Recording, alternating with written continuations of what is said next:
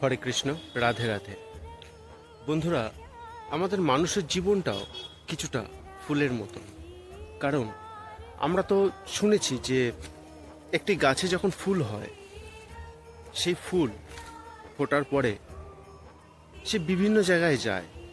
কোনো ফুল যায় শ্মশানে মৃতদেহের সাথে, তেমনি আবার কোনো ফুল যায় বিবাহের অনুষ্ঠান বাড়িতে, কোনো ফুল যায় অন্নপ্রাশন বাড়িতে, আবার কোনো ফুল যায় ভগবানের শ্রীচরণে।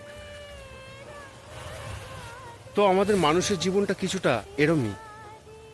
কোনো মানুষ সারা জীবন গোলযোগপূর্ণ এই জাগতিক দুনিয়াতে কাটিয়ে ফেলে, আবার কোনো মানুষ সারাটা জীবন ভগবানের শ্রীচরণে সমর্পণ করে দেয়।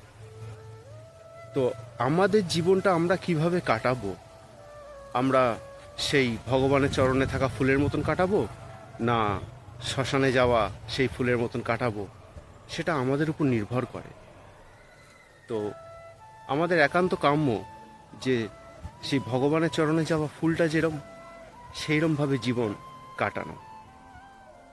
রাধে রাধে।